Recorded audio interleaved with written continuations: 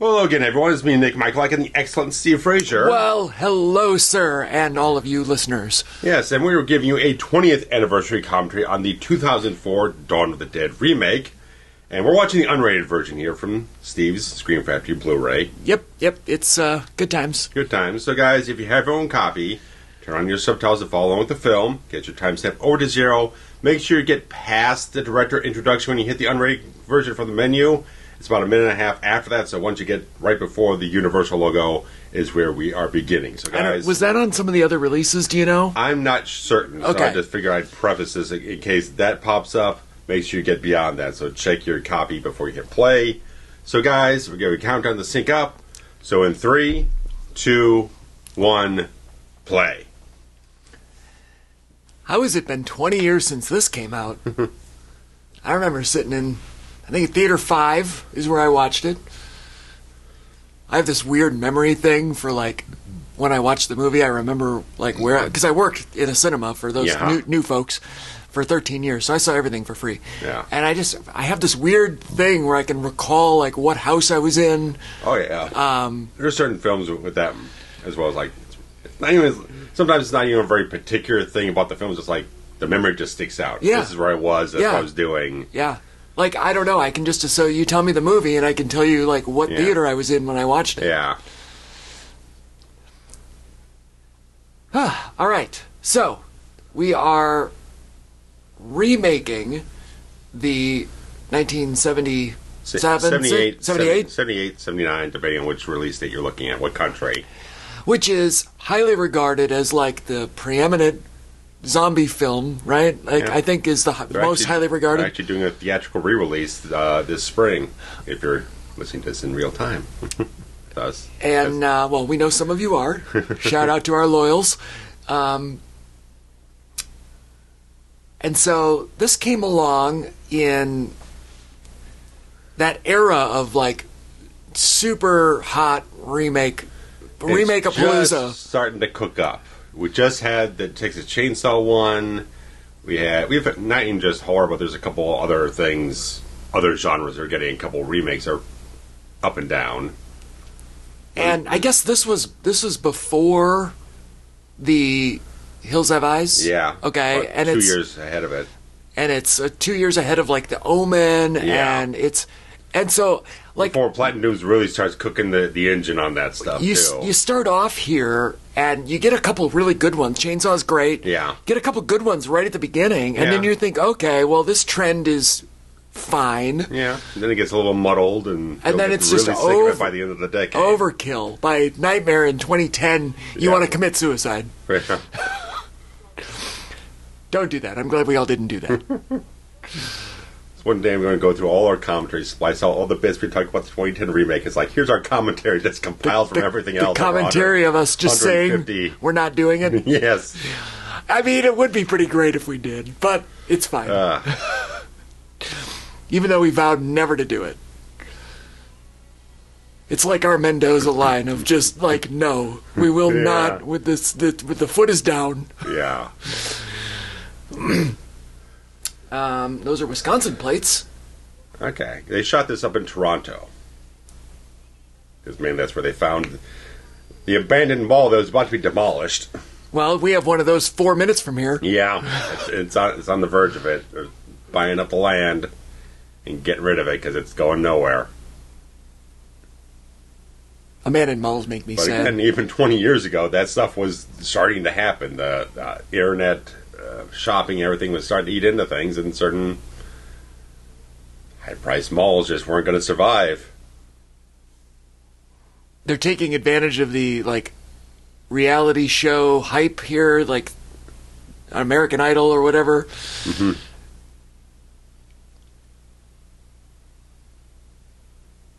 And they're definitely starting off with a kind of a slow burn here. Maybe not slow burn, but, like, we didn't jump right into it like we did. We're giving a nice character introduction here. We're setting up at least one main character to focus the story around.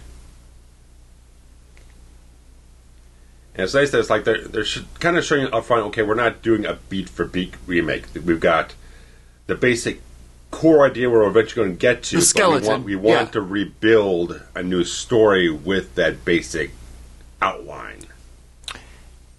Oh, well.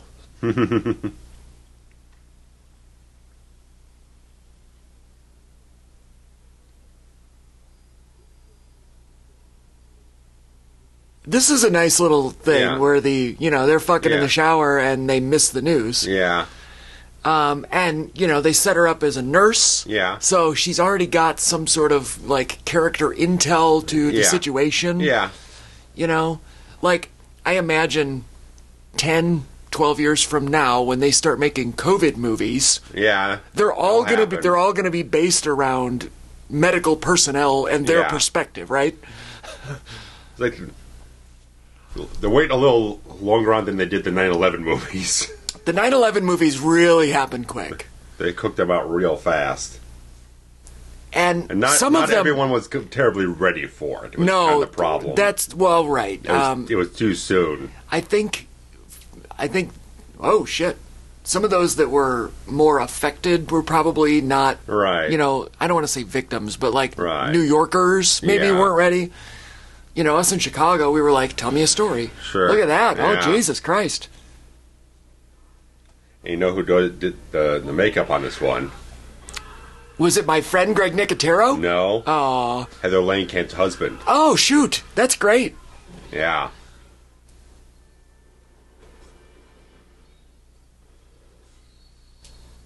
So I like that we already set her up as the neighbor kid or something, right?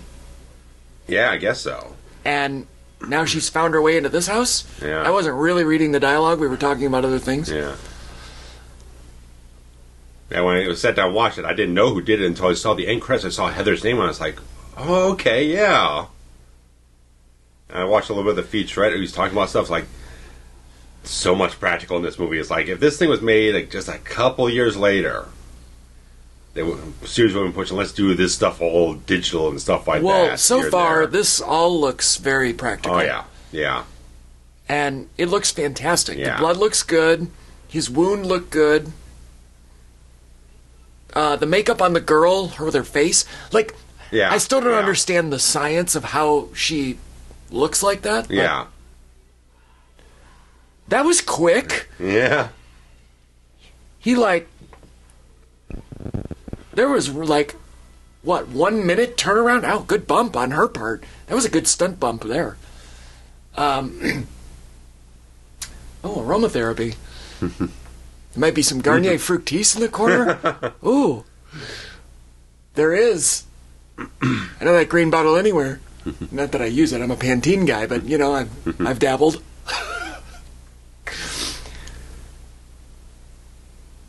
Rubber ducky, you're the one. Ba-dum-ba-dum. One thing I remember from the time of the marketing. That's a good shot, too. Yeah. I like this. I'm happy with it so far. Although I will say, before you get to the marketing, Sure. I feel like, and I haven't watched this in a minute, Sure. but I feel like every time I've watched it, and this might be my fourth or fifth viewing, I've liked it less. Okay. Every time. All right. I really enjoyed it coming in new, sitting in Theater 5 in 2004. Sure. And then I feel like it's gotten less good as I go. So, okay, we'll just put that out there. Go ahead, marketing. Well, the one thing I remember... That's another good bump. Fuck. One thing I do remember from the marketing is the fact that because it's Universal, they own the USC network. And so after a Monday Night Raw one week, they did a 10-minute preview of this. It was pretty much somewhere around this portion of the entire opening here. House on fire, the ambulance is running the dude over. I was like, it's not as good as the one from Final Destination, but it's better than the one from Final Destination 4. That fire looks very bad, though. That looks a little, fake yeah, fire. probably. The one a lot of this is probably digital. The driveway one looked fine. The one coming out of the window, no, fake fire never looks real. It's a little hard, especially in the earlier days of the digital stuff. The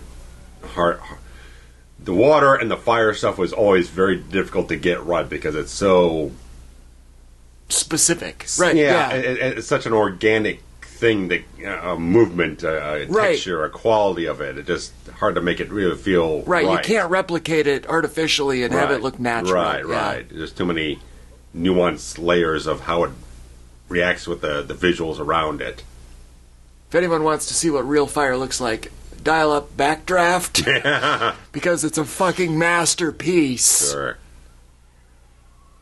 Masterpiece.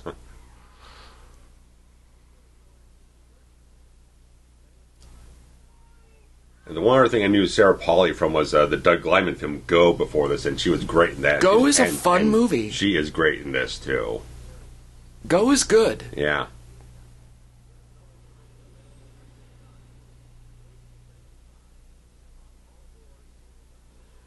Jesus. Yeah, just this is a whole great orchestrated shot here. I mean, that's probably digital. Yeah, a little bit, yeah, I'm sure. But the explosion, but the swerve and the crash and everything. Right, even if that was digital. I like even having the copter there as maybe almost like a subtle nod to the original. Possibly. I didn't think of that, but maybe. I love the tear. Yeah. Like, it's just so emotionally reactive. Milwaukee County Transit. This is hard for me to watch because I'm such a Wisconsinite at heart. It's just a bus driver. It's like fucking Ralph Cramden, and then she's trying to...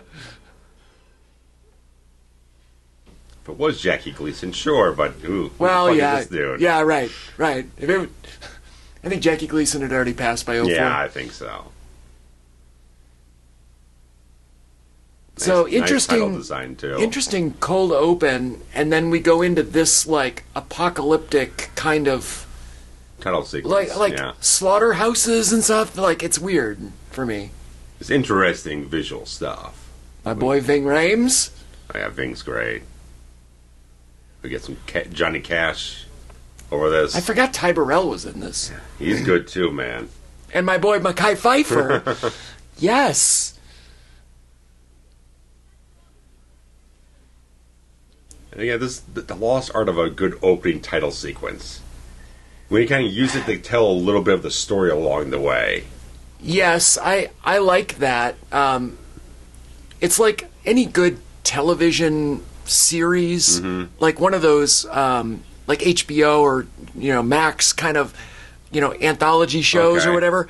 They always have title sequences that are filled with random images that don't make sense. All right. Until like 4 episodes in, you're like, oh, I get it now. Sure. Not that all of these scenes are coming from later in the movie. Right. Or images or whatever, but yeah. Like, I don't know if I love the militaristic news footage. Sure. B-roll style, I understand what they're trying to do. Sure. There he is. David something or other? David Leroy Anderson.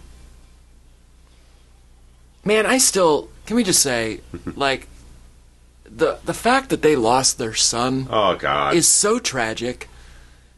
I know that, he battled for a while. Yeah. And, she was an executive producer on it? Is that right? No, I don't know. Oh, I thought that's what it said. I was No, that looking was a cinematographer credit. Okay, I was looking at you. I'll talk about him later because he is an excellent cinematographer. But I do have some problems with the color grading on the film. James Gunn. Mm-hmm. What other ones did he do? Do you know? Well, Gunn, before this, he wrote the Scooby-Doo movie, but since then he's at Guardians of the Galaxy. He's writing and directing the new Superman movie. Like, currently? Yeah. Okay. Which is odd because Zack Snyder, who directed this, also did the Superman. Well, the last iteration of Superman. You tend to have a troupe, right? Yeah. Like, you go with what you know. So they're... Hulk Hogan. Not that Zack Snyder is a comp to Hulk Hogan, but you know what I'm saying.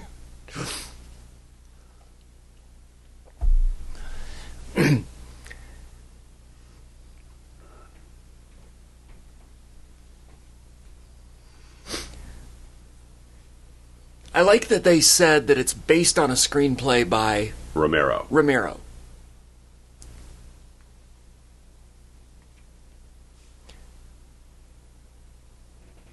He looks great as a cop, doesn't he?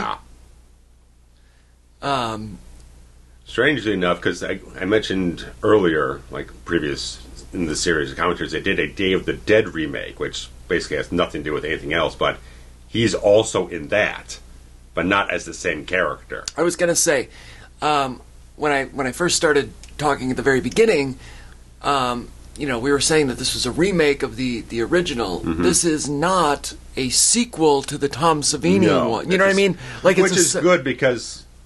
Yeah, I feel if they did it today, that's how they would... I feel like, just saying, like, the Romero stuff is more just kind of like thematically sort of connected. It's canonical. It's not, you can take each one of them, pull them out, and still have them as their own self-contained remake. You don't have to rely on filling in gaps from like the previous movie or something else like that kind of contain a new version of the story.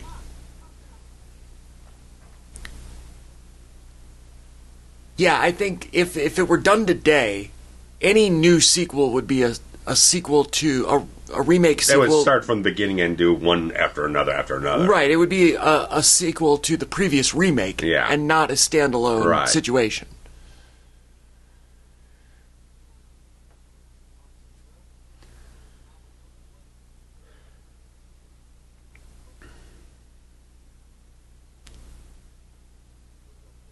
And I always kind of go back to Stephen King's The Stand, which is my favorite book of all time. Slightly evocative of it. And the idea that a virus has killed 99 point whatever percent of the population, and the folks, now it's not necessarily a virus here because they don't know what it is, and there's an active threat of violence against them, which is a difference between this and The Stand, where in The Stand, everyone is just dead, and people are trying to figure out how to survive and where to go and what to do. So, but still, there's the idea that, like, oh my God, there's somebody else that's actually alive and human, and how do we band together? You said that they filmed this in Toronto? Yep. Okay. So this mall is no longer there, I assume. I would assume so. They said it was scheduled for demolition at the time.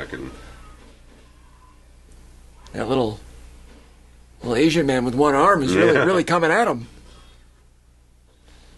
Mekhi Phifer looks very young here. I don't recall the exact timeline. I think he was still possibly on ER at the time. Okay, I wasn't aware.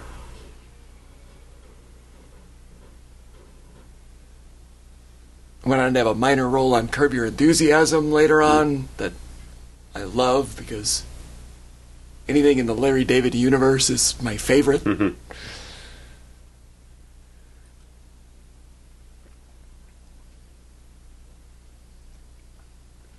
Wikipedia says it's now defunct Thornhill Square shopping mall in Toronto. All right. No, I doubt there's I'll anything have to, you know what, we should ask my internet friend Rob, who runs robonlocation.com. I think I've shouted him out before. He travels around all over the place doing, like movie location shoots. And he lives in Canada. I think he lives in Ottawa, I think. Okay. But he's very familiar with Canadian things. Yeah. And he might actually know this mall and have photos of it. The old toilet through the window trick.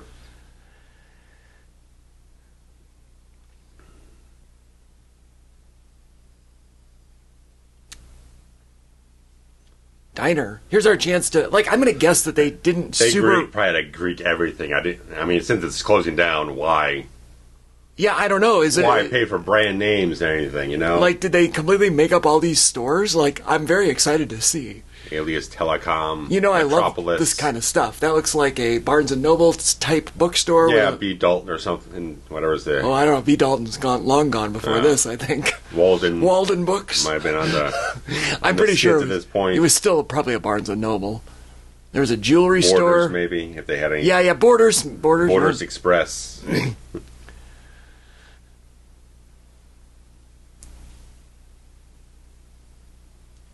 Reflex Sports? Is that what that says? Okay. Bookmark is what they branded it as. All right, that's clever. It's a good name for a store. You got a little Panasonic back there. 3 coins in the fountain. Maybe a little product placement deal here or there. Good-looking mall so yeah, far. Yeah, it's a good. I will say the one... It's a shame. I mean, if it got demolished... The one that... It couldn't have been around for more than maybe 20 or so years. Right.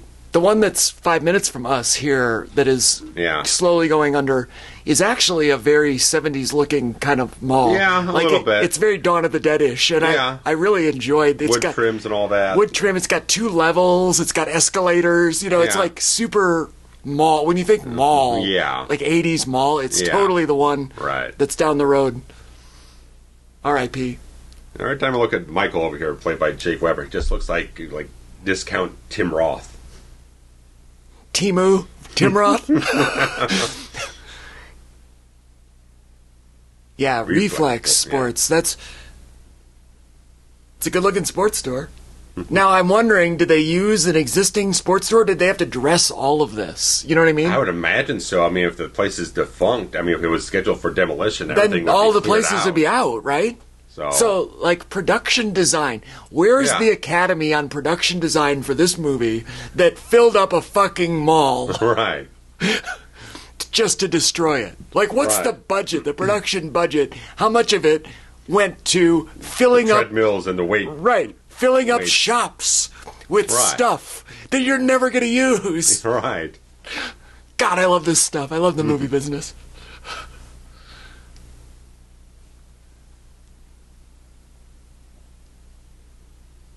Speckled tiles and floor, of course. That's 90s. So mall. Love it.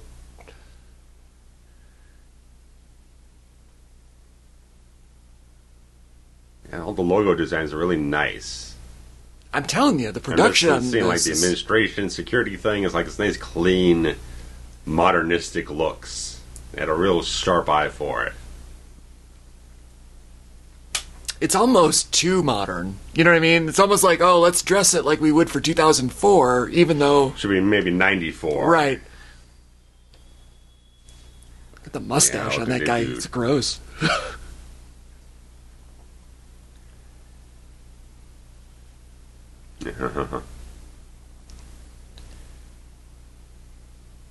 I get Timo Timroth. Yeah. Little croquet set there. Shout out to The Shining. More so the book than the movie. Or the remake, the miniseries. That had the croquet in it.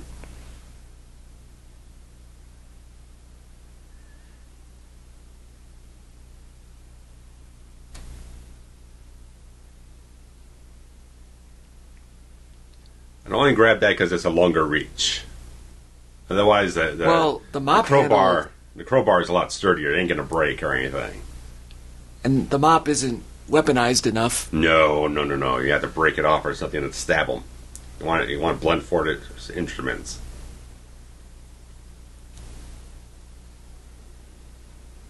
I might read The Shining again. It's so fucking good. That's good. Oh. We've got... ow, that would hurt, landing on a ball like that.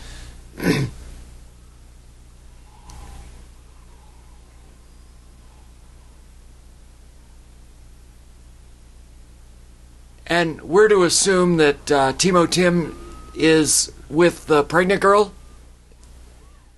Well, no, Mekhi Phifer is the... Oh, he's the baby daddy? Yeah. Oh, I see, okay. Yeah. Ooh, what a subtle thing there where he hit his hand on the spout. Mm-hmm. Or whatever he hit, his arm or whatever, and you saw that tinge of blood. Oh, that's nice. And what won? The mop handle. I think it was. I don't know. It could have been the croquet. I think broken croquet. Got broken off. All right, well, either way. Shit. She's never fired a gun before in her life. Yeah. Not enough blowback, I think. I think it would have, like, with her bit, frame, it would have knocked her on her ass. Yeah.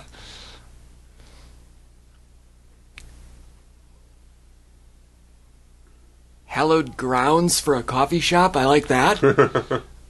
Carousel is the KB Toys. I like it.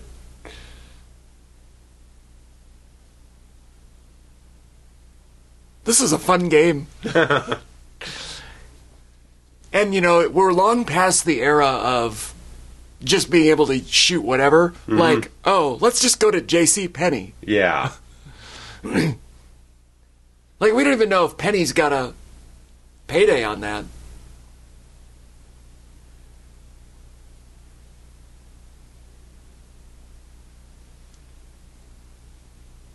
I kind of like this story that there's a mall security mob that, you know, is like they've planted the flag and said, no one shall pass. Yeah.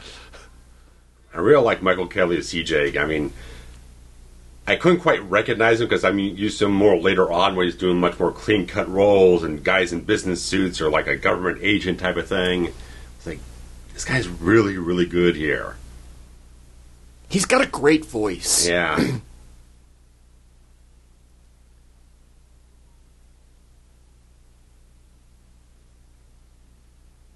Play the pregnant card, maybe? A little bit.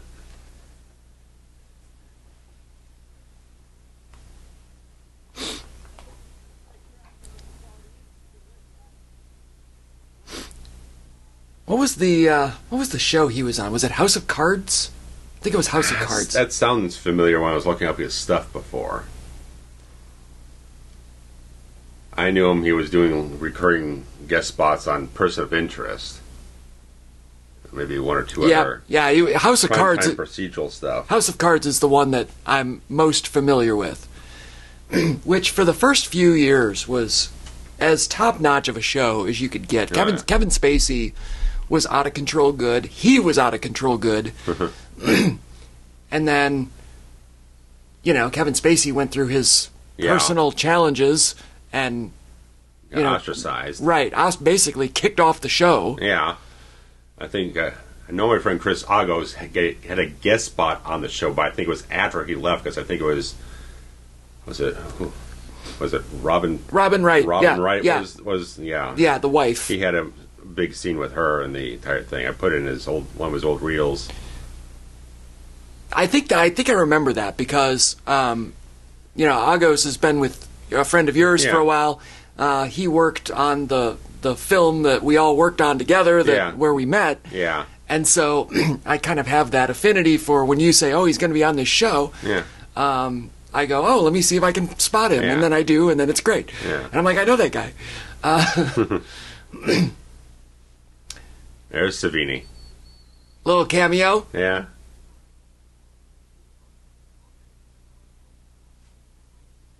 Shoot him, then burn him. And they figured this out in 24 hours? I guess so. Well, if you got to encounter enough of them, you're going to catch on. Process of elimination. Some sort of options.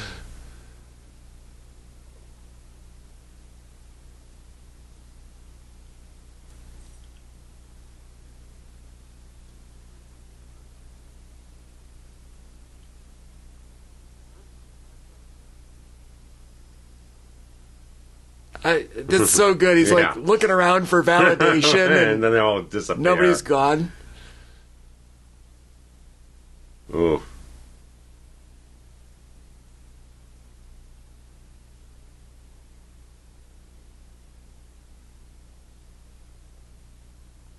So is that the impetus that where she's now infected and we don't know it? Okay. Yeah. Okay.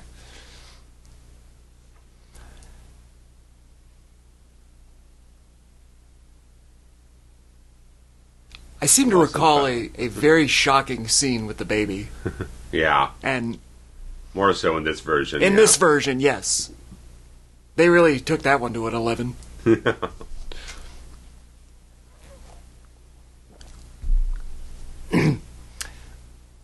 I had totally forgotten that it takes place in Wisconsin. Yeah. I get the feeling at least one of these guys was either Gunn or Snyder's from there. From Wisconsin? I'm thinking maybe. Give me 2 seconds. Yep. We got... Gunn's from St. Louis. Snyder's from Green Bay. Oh, yes. Your town. Go Pack, go. Your town. No wonder I like this guy. I don't even know if I like him. I haven't watched any of the Superman stuff. Yeah, I know.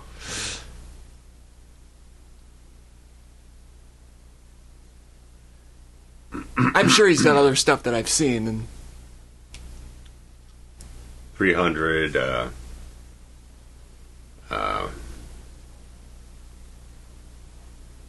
Like, I don't know much about it. He did Army of the Dead a couple years ago for like Netflix or whatnot, which is more of like a spiritual successor to this, but I really don't know nothing about it. Yeah, I don't know anything about that one. Yeah, so I figure at least mention it for people in passing.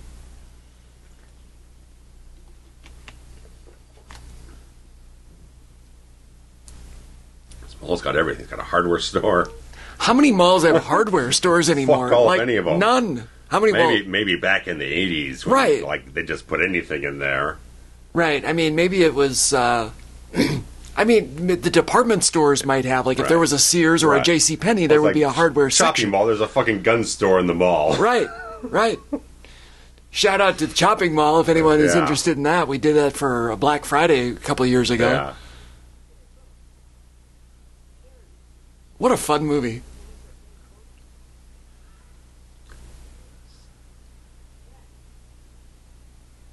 I like how this just kind of informs where these guys have, where their story was going before everyone else showed up. They're already dealing with the problem here inside the mall, and then one of their guys went off the track and paid for it. Fuck the fucker. Mm-hmm. Is a great line. I like the fact that, I mean, it's not even wherewithal enough to be able to get out of the freaking pond, pool, whatever. Right. It's good stuff, man. That's a great shot. It's all nice and chunky. Yeah, they did all the squibs, did all this wonderful stuff that feels like it's gotten minimized over the last couple of years. Yeah, nobody's doing any of this shit anymore. I mean, those guts were great. Yeah. This is a nice little montage, too, of him just going around and... You see the flash? Yeah.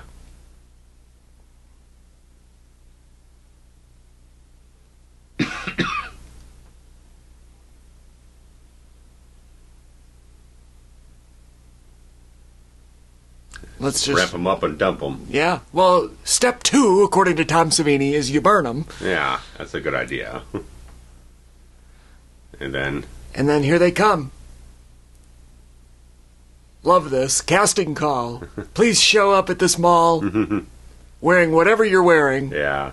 They had a couple hundred freaking extras doing this stuff. Well, there's 100 in that photo. Yeah. Or shot or whatever. Yeah.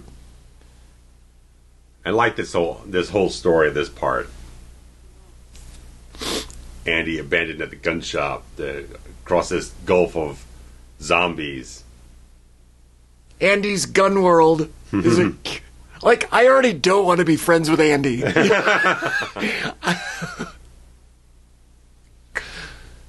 Oh, shit. It's Ken Foree. She's showing up later, too.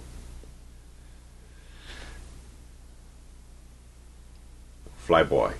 That's right. R.I.P. to Flyboy. He just died recently. Yeah.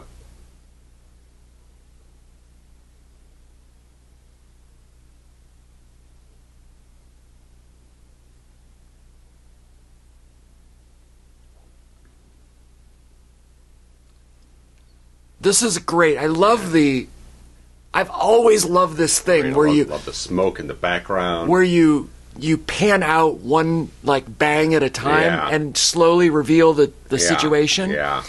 But the hard the equal interval of pullback. Yeah. I've always thought that's such a cool technique. Yeah. I think it's more effective than the slow pullback. Yeah. Just because you can have that percussion in there. Yeah. And look, it's Sleep in the Home Decor Store. This is great. Yeah, this was shot by Matthew Leonetti, who is one of my cinematographer I am very acclaimed about. He shot Strange Days for Catherine Bigelow, which is one of the best looking movies of '95.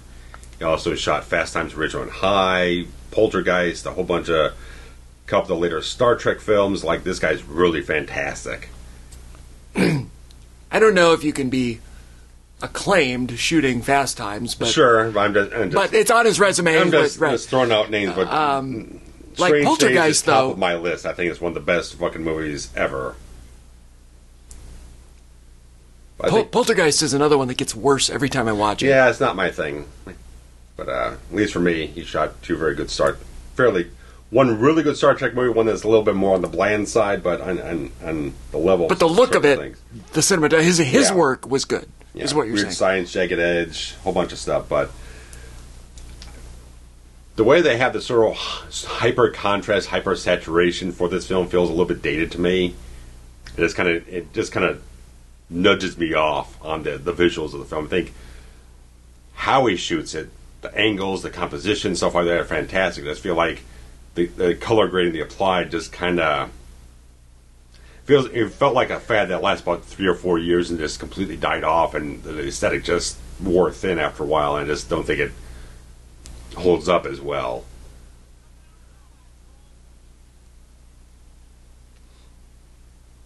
He's great in everything, isn't he? Oh yeah, he's fantastic. I like the fact that, Gunn was kind of saying, like, on this one, his theme was kind of trying to be kind of a redemption story in a certain way. Some people have done certain things in their lives, or they're a certain abrasive personality like CJ, and the film's supposed to take them through a certain arc. Whether or not they reach a redemption or not is a certain thing. I think CJ's got the best arc in the entire film. Because he starts off standoffish, he's very much abrasive towards people, he's like very aggressive, and by the end of it, you really like the guy. Yeah. There he is, 4A. And for the unrated version, they extended his part a little bit. He's talking a little bit more theological, religious rhetoric in a way. I love when they... Maybe I don't love. Sure. I don't know what the word is. I do find it slightly charming that they... Whenever they do these remakes and they have an original cast member make some sort of appearance, but at the same time, it's a little bit of pandering. It's a little bit. I think they did it well here. I feel they did it well because they gave the two actors something a little. I think they gave Savini a good thing there because he's kind of imparting some important piece of information for everyone to kind of grasp onto about what's going on in the story, how to defeat the zombies. For they're just kind of having a little bit sort of expanded on his famous line from the first film. So I can feel like you could probably take that either way. You'd probably feel like it would almost feel like you'd want to have it for one of the new characters to kind of expand on that. Instead of being more of just like kind of what you're saying, a little bit of the pandering, the fan service type of thing, to have him just reiterate something we already know he did as the other character. Yeah, I don't know. There's just something about the... Like, it's a very thin line between, ooh, that's fun, and why that was unnecessary. Yeah. But at least for anyone who had not seen the original, those two roles don't stick out of anything like that. It's like, what's this guy doing here doing this? Like, it at least serves a function in the story to move things forward. And at least for a singer, gives a little thematic sort of commentary in that regard. So... At least they have purpose. They're not just sticking out like sore thumbs, having someone show up for a kitschy moment.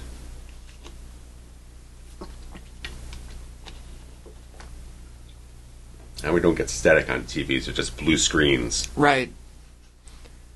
We've lost something over the times. There's always such a great visual. It is, but... I understand why they switched to blank, you know? Right. I love that he put his uniform on. Yeah. I guess if that's all he had with him... Sure, they got a whole mall full of freaking uniforms. Well, that's true. He could go any old store he wanted. Still, if they're trying to exercise authority over everyone else, you kind of want to make sure it's in their face all the time.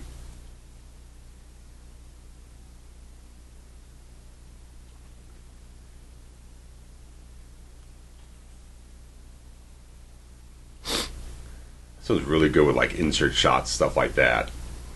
Some of the close-ups are really nice, yeah. They know how to use them to tell a specific part of the story. That, starting off with the USMC tattoo, just showing that off. Right, that's character development without any and he's work. also got one on his forearm, too, that I saw earlier on. Like, and again, it's just nice character beats that kind of show off things without having to exposit something to the audience.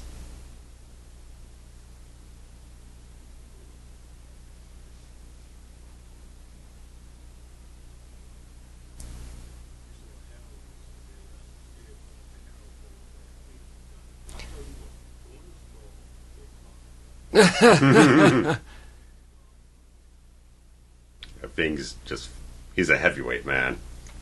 Physically and figuratively. Yeah. Presence on the screen, yeah. Like, if I'm Mekhi Phifer, Yeah. I'm afraid of this guy. Oh, yeah. I mean, I'm afraid of him as me.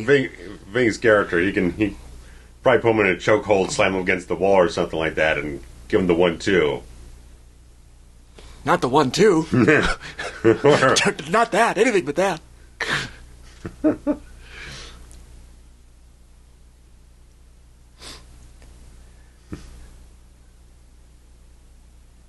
No more music. Oh, thank Christ. Like I said, good job, sir. The subtitle said music stops. Yeah. Good on you.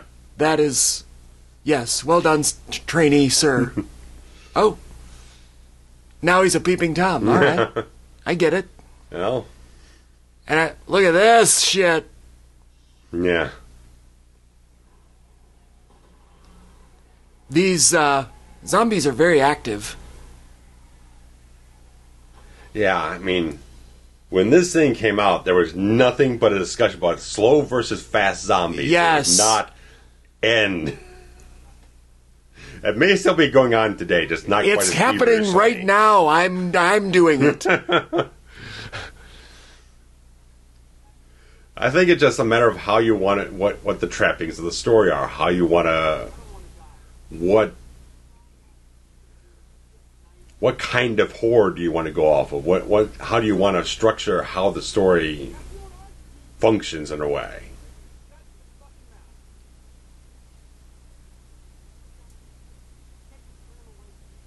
I mean, with the slow zombies, like, okay, it feels almost more terrifying to a degree because now you're just this lumbering mass of just gangly parts. Right.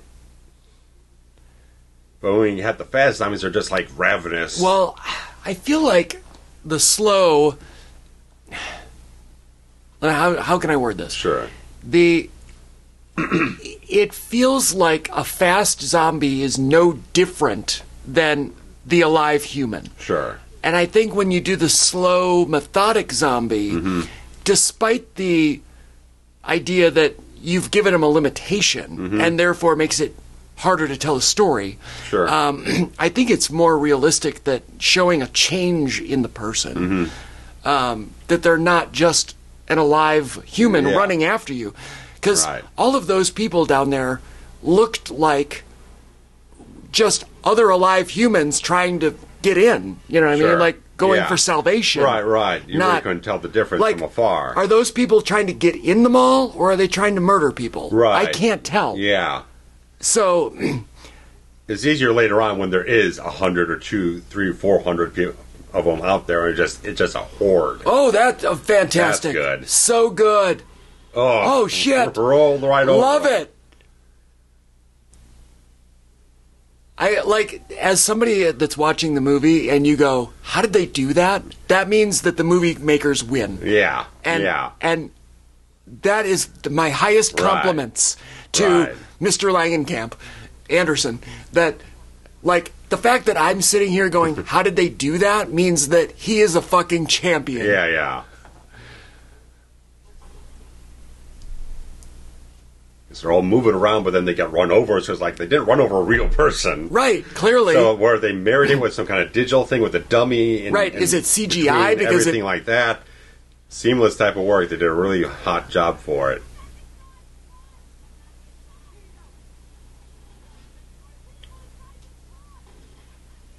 And we got Grandma. Like, I can't tell the difference between... And maybe that's the idea, is that you're not supposed to be able to tell. Maybe. I mean, they mainly did just like, okay, we're going to make a distinction between the Romero version and our version. Just have something that really kind of just marks it as being a different vision altogether.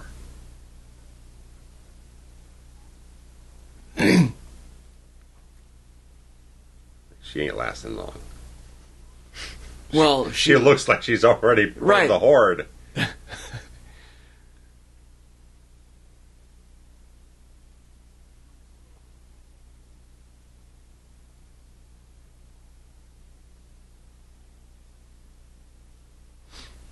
Ball cap is kind of a Temu Daniel Stern.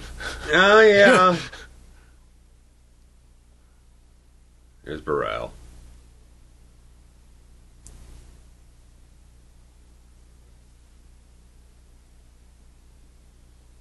And when I was watching this, like, I know he's supposed to be a dickbag. We're not supposed to like him, but he's too good for me not to like him. He's too good of an actor.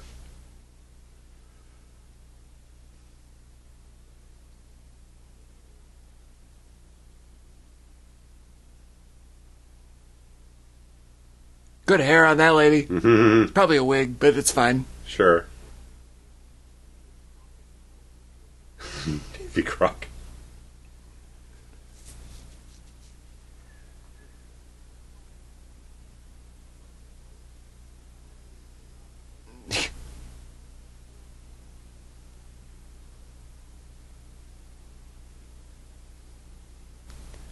Yeah, he's good. Mm-hmm.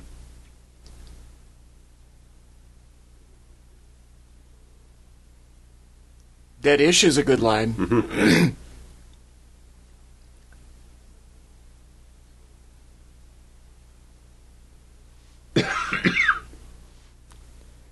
Mm-hmm.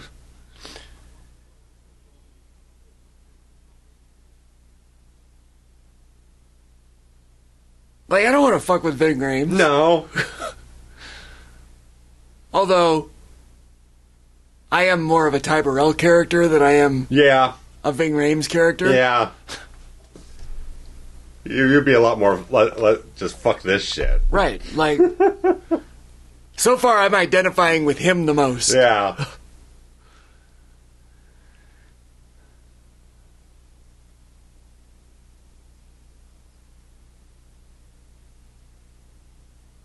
Uh-huh. Andy.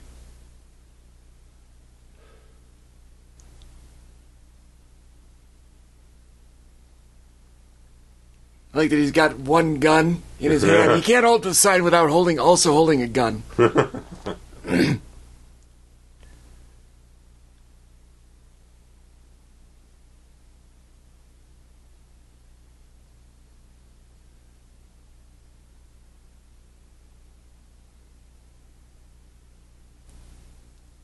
Like, I don't know how far they are. Yeah. I mean, this. I like how they do this. I like the whiteboard idea, because now, if they did it now, they'd be texting back and forth. Oh, here's my phone number. Just call me. Right. Because we're still in the era where maybe not everybody has a cell phone. Right. It's getting there. Right. It's getting there, but it's a little spotty. It's maybe, 2/3 of people have a cell phone at this point. Although, seemingly nobody in this movie has one. That would, yeah. Like... Which, in a way, kind of helps to make a little less time period specific. I guess. I mean, if you don't show it that much, it's not in anyone's mind that much. Or you're showing an outdated phone that says, oh, that's definitely 2004. I suppose it's also out of sight, out of mind that if you show somebody with a phone, then you're wondering why they're not using it. Right. It's kind of a... Right. Oh, there he is. Temu Daniel Stern.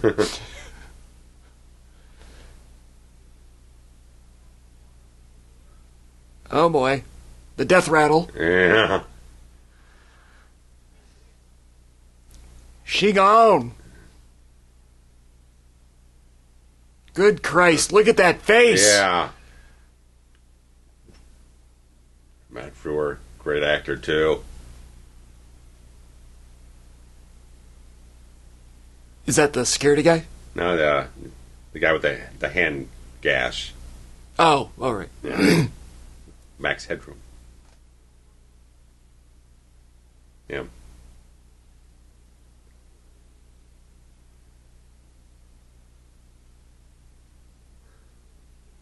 Oh, That's so good. stuff. So good. A little Michael Myers / Undertaker action. Yeah.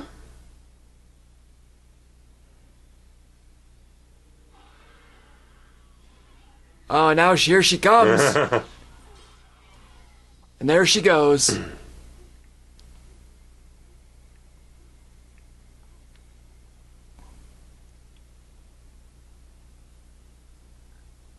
One thing this mall really needs is a Suncoast video. I- That would make us real happy. I really would. Or any sort of video store, although, I don't know, I feel like Suncoast, was a VHS store, and they were already gone by this point. Yeah, But- because I remember I bought my DVD sets of Batman the Animated Series from a Suncoast that was closing down. All right. After we moved from the proper location to a much more of a discounted slot in the mall, but they didn't have all the real nice decor and everything. Right. It's just a broom closet just to Yeah. unload the rest of their White shit. walls Yeah. and everything. And they didn't have all the videos.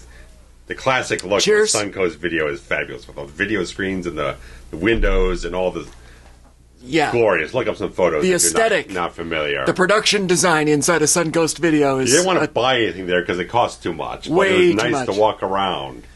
You'd find some gems, though, on sale. Sometimes. And they had they had everything that you, couldn't find anywhere Oh, else. yeah. Yeah. Everyone's homework right now is to Google Suncoast Video and just click the images tab. Yeah. Can we get a zoom in on the price of the beverage? I want to see what a large coffee's going for. Ooh.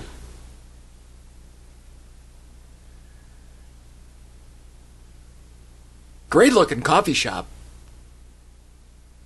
It almost looks too big to be in a mall. A little bit. It's not. It's a lot. It's not part of a store, No, we it's just, originally thought it was part of a Barnes and Noble or Borders or something. yeah. It's almost like a Gloria Jeans or something. But, right, but Gloria Jeans is a third that size. Yeah, yeah.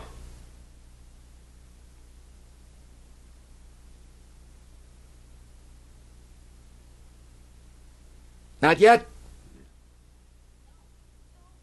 It's nice subtle work to do on his makeup. He's just a little bit paler than the last. Right, a scene. little sweaty, a little. Yeah.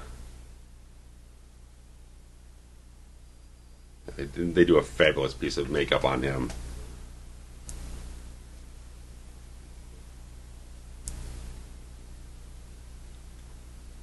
I've mostly seen Freewood do comedy performances, but man, I know enough of what I've seen there to know that he can do this sort of thing fabulously.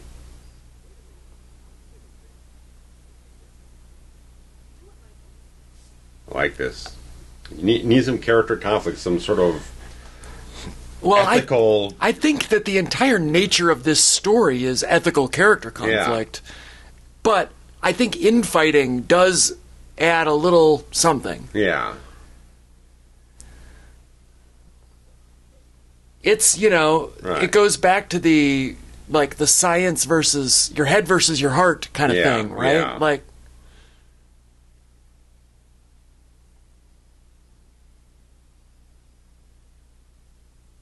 Take anything you want, lady. Yeah.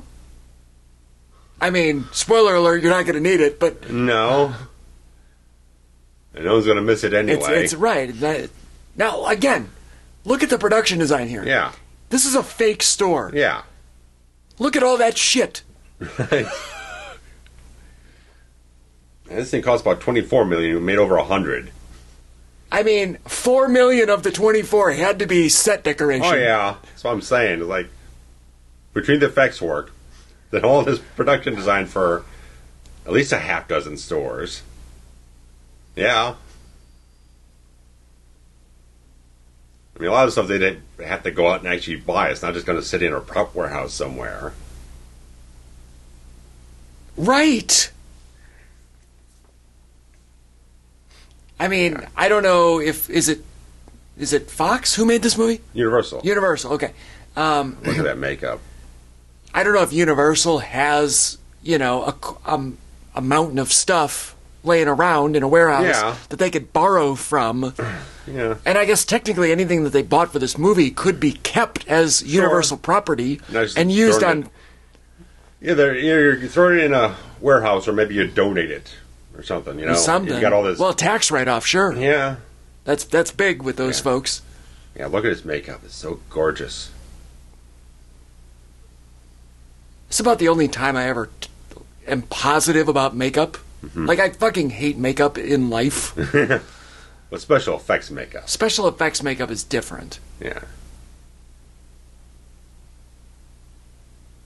Oh, I just love this whole scene. It's brilliantly done.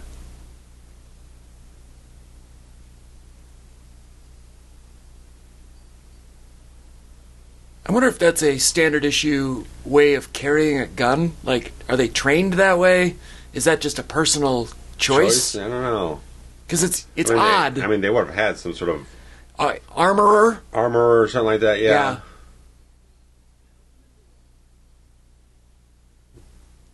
Typically the best one will kind of walk the actors through about like how to carry it, how to hold it, what feels right for a guy who's got a Marine background, who is a cop, to make him feel like he's actually genuine to the people who are in that way of life watching the film and feel authentic. He's really de-escalating quickly, isn't he? Yeah. God damn, it's gorgeous. Just subtle makeup. You don't feel like he's got appliances or anything like that. Just he's so sweaty. Detailed so much. It's so good. And Frewer's playing it so well. Oh. I like this beat we're coming up on.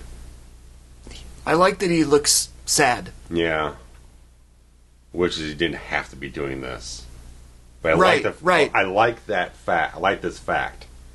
They have him pull up the rifle or shotgun, and you feel like typically it's like, okay, you show that, then you cut to the next shot, and then boom. Oh, you hear it. Yeah, I feel like they're cutting away from actually showing it, but they're giving like 20 seconds here. I like that. That's such a good beat there. It's like he's waiting. He's not just doing it because he's dead. He's waiting for the reaction, the reanimation to come around. Then he's going to pull the trigger. So I like that. That's very much character reactive type of stuff. So it's just like doing it because you're expecting it to happen at a certain point in time. How the fuck long have they been sitting up here doing this shit? Sure, yeah. Like a good game of chess can take, if you're Hours. good, it could be, an hour or whatever. Yeah. But how do you feel about this jazzy Down with the Sickness cover? I kind of like it. I like it better than the original. I got no flavor for Disturbed, man. Just no. That doesn't appeal to me at all. I love these shots. Just how it just escalates so much. It's like, hey, you ain't getting nowhere. Well, I also don't understand how they know. Like, you know what I mean? I've thought this the whole time. Look at her. Mm-hmm. Look at him. I like that cut. I'm just curious how much time has gone by. It feels like probably a couple weeks. Oh. Somebody's fucking. That's Burrell, man. He's grabbing a hole full of it.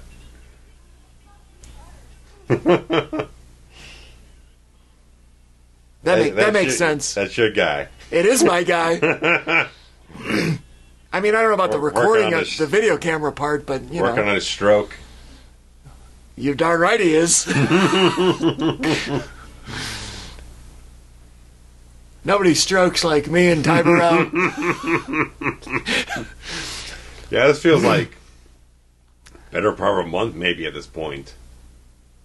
And that is always a thing that I'm conscious of and I'm critical of. Sure. Is that I feel like movies never give us proper indication of time lapse. Yeah, it's always... Not just in horror, in any movie. Yeah, there's I like this bit.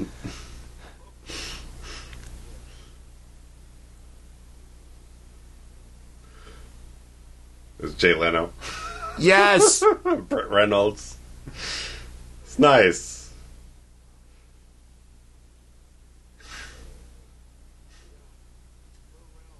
That's...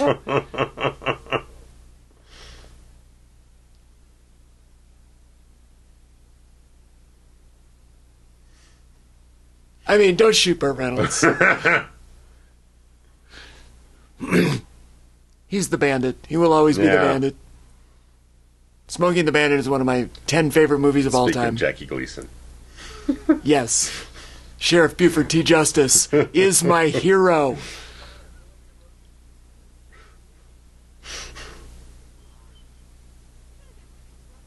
I don't like this.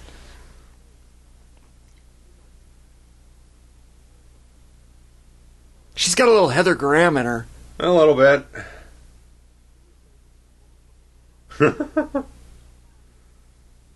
Yeah.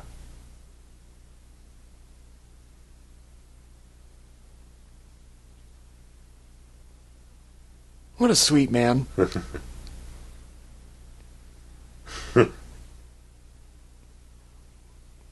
Oh, Todd.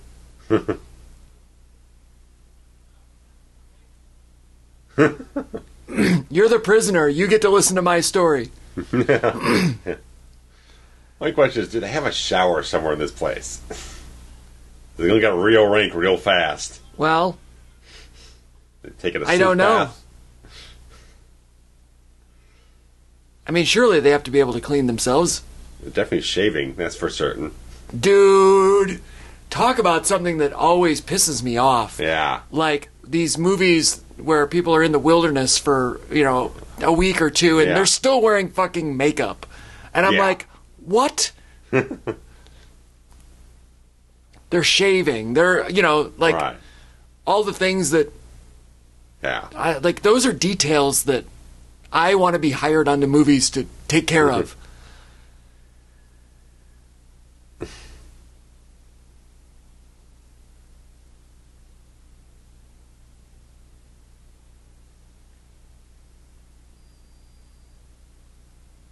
They did demolish this thing. It's a shame because, man. I wonder if Andy's gun store is still next door.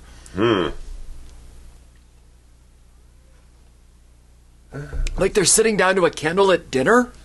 Who's cooking this shit? Where are they getting their groceries? There's a grocery store in the mall. I'm trying to do a search. Let me see if I can find some shit.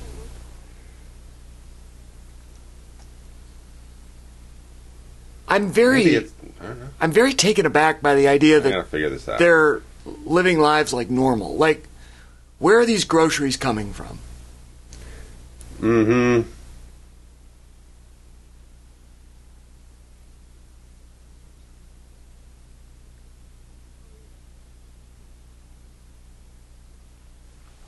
And if it has in fact been a month or whatever, week, these conversations would have already happened. That's the other thing that drives me nuts in movies. Two characters will be having a scene, and then they're having a conversation or something, and then the next shot, they're getting out of a car in a destination, and they're picking up the conversation there. 20 to 30 minutes later. Like it never happened. Like they never had 20 minutes alone in the car. Right, yeah, that's... Like, that fucking pisses me off. Mm-hmm. Go on Google Maps. There's still something called Thornhill Square Shopping Center in Markham, Ontario. I've been to Markham, Ontario. I saw a concert there. I mean, it's still a shopping mall.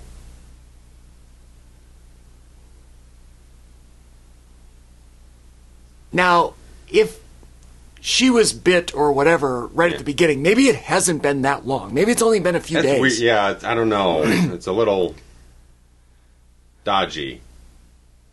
Dodgy.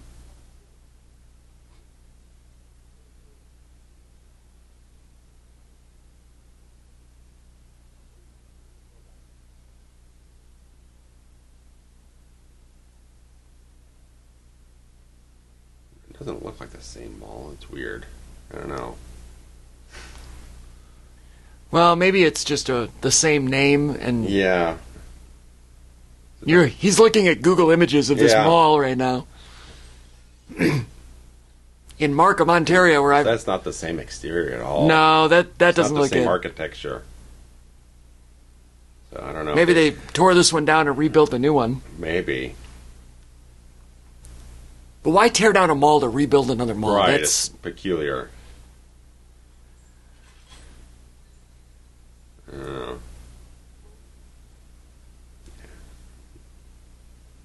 Now you coming with me, boy.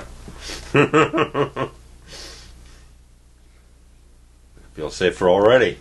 absolutely I do. Marcellus Wallace does not look like a bitch. Oh yeah, no.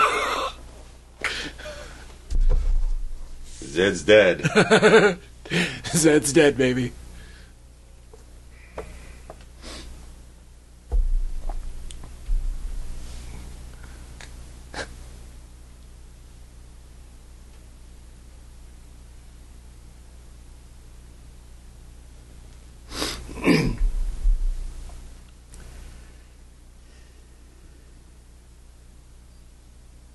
Did you ever see that movie P2? Oh yeah. We should do that one for this Christmas. It's a Christmas movie. Yes, yeah, I mentioned that to you a couple months back. There's no Blu-ray on it yet, but Well, that's all right. we'll hunt one down. Maybe it'll come out here or there eventually. There were other ones, right? Like sequels? I don't think so. Oh, no? That was a standalone? Not that I'm aware of. Oh, I thought there were sequels, and I was like, eh. If there is, then if the fact that I haven't heard of it But I do probably means that remember... it's probably not worthwhile. Yeah, I do remember it being good, though. Yeah. I should rewatch it now so that... Get up on it. Get up on early. it beforehand, yeah. Because I really... Unlike you, I don't really like to watch a movie and then turn around and watch it again Sure. for a commentary. Yeah. I like the more organic... Ooh, rugged. Found an article about someone talking about the location of the ball, and that's a bad looking. Oh, shit! This thing looks like it got hit by a freaking bomb. Yeah, it got burned out or some shit. Yeah, that's no good. No good. If that is the one, whatever it is, it's probably just a dog. Oh, yep, it's a dog. Might not be, because the next paragraph down is talking about the old Dixie Square Mall. That one was owned by Harvey or whatnot. Oh, okay. I think it was the one they used in Blues Brothers. That one got really turned into a pile of garbage. What a shame. R.I.P. to the American Mall, which I guess also a Canadian mall. Oh, fuck. That man has no feet. I'm sorry, that thing. Those things have no feet. Yeah, they did drop that early on in the film when they're talking in the elevator. Those things are down there. Did they say it? Yeah, Fuck they did. me. I was like, oh. Fuck you. At least they Fuck don't me. belabor it through the rest of the film. I don't know why that honked me off so bad on the original one. It just... Yeah. They didn't have other verbiage. I just... Yeah. Yeah, I'm cutting off the research thing. If anyone knows about the fate and the history of the mall they used in this one, please let us know. Because, like, Monroeville is still up and running. Active. It's almost like a cultural landmark. Like I said, with the re-release you're doing on the original, they're actually screening it at the mall again. Well, yeah, I mean... You gotta. The mall has become like a secondary... Like a home of the, you know... Yeah. Wouldn't it be great to create something within which a location became representative of the movie? Sure. You know what I mean? Like, I mean, like in one of my films, there's like 3 or 4 locations that have been bulldozed down. They don't exist anymore. So right. it's just, here it is in my movie. I'm just Won't saying, see it anywhere else anymore. Like, there aren't... I know there are movies where the location has become synonymous. Yeah. But I'm not talking like a house, like, you know, Yeah, 1428 or something. Genesee Avenue in Hollywood. Yeah. Now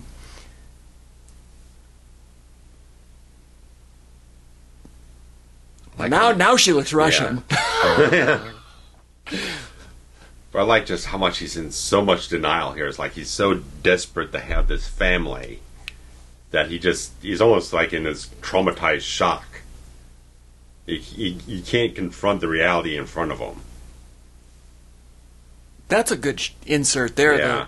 The little. Yeah, all these little. Oh yeah! Oh yeah! Oh, yeah. Oh boy! Yeah, all these little close-up insert shots are just really expertly done. Why are they so sweaty? Why is everyone so sweaty? It's so sweaty. There's no AC in this joint.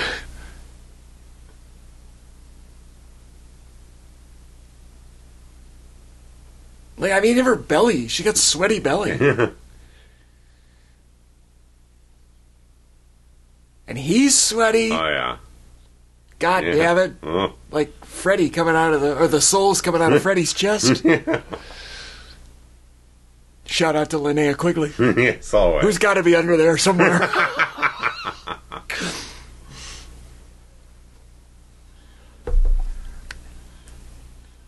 Like, this part is, kind of a throwback or a call out to the original with the pregnant lady, but then they're going to be like, no. Mm-hmm. This is 2004, bitch. Yeah, we're going all the way. Right. We're going further than you really want us to go. You go to 11 or you don't go at all. And he's not even trying to, like, kill the zombie version of her. No. He's just trying to subdue her. Yeah. Can you imagine? Like, imagine it's your mother. Like, oh, yeah. Or whatever. Yeah. I don't know. That's tough. I don't know what this lighting is, but it feels like a Saw flashback. Yeah. You know what I mean? I was thinking about, again, with this sort of hyper contrast, hyper saturation thing. It's the same year Saw comes out, like 7-8 months after this. Yeah, but the first Saw didn't look like... The first Saw had washed out flashbacks. Yeah. And then later on they became warm, saturated flashbacks. Sickly looking. Yes. Well, okay, so he's going to try to deliver the baby. Okay. Yeah. That's all right. It's still tension on the edge, like, okay, you're not rightly adjusted at this point in time. You're not thinking anywhere close to straight. Right. Like, that's an odd close-up, right? You've got someone here who is a nurse who would be able to help you if you thought anything in your right mind whatsoever.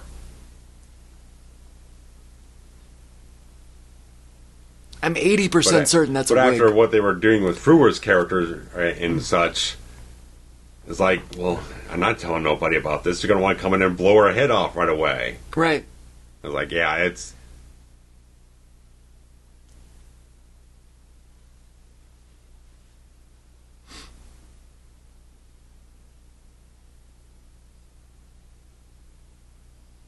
Oof.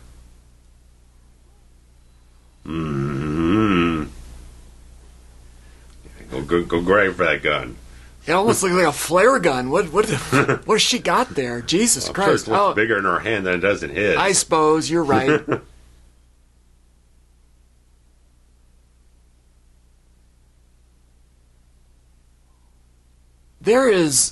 That line is so layered. Yeah.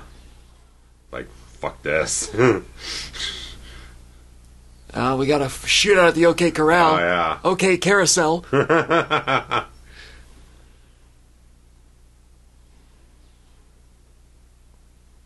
love... It's like a Tarantino scene or something. A black dad and a elderly female are just shooting holes at each other. Like, what the fuck? And he's holding his baby like a Chipotle burrito.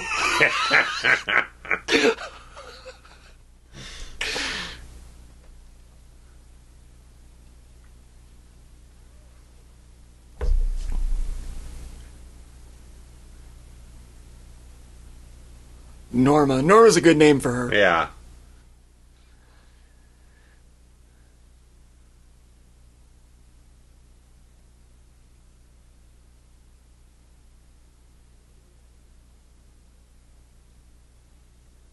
Yeah, I mean, you don't have to wait. Really, you don't. No.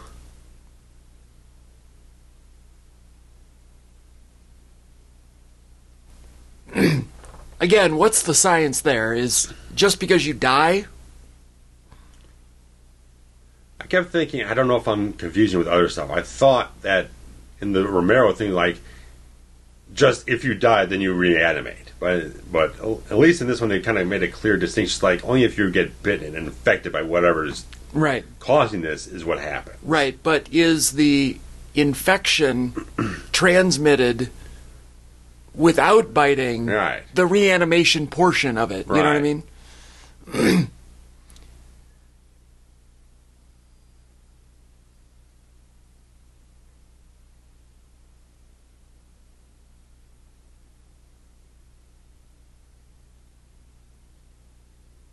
Oh, yeah. Yes. That's great. Mm-hmm. That is so good. And this whole sequence is added back in for this one. I don't think it hit theatrical. I don't think you got away with, I don't think the MPA would let you get away with that. Look at PFK. You gotta Greek it. You can't have Kentucky Fried Chicken. You have to have Pennsylvania Fried Chicken. Pennsylvania, because you gotta kick back from Burrell. Even though they're in Wisconsin.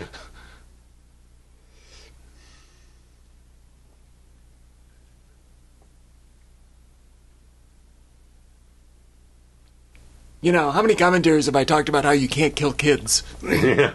Well, here they did. Yeah. It was getting younger than that.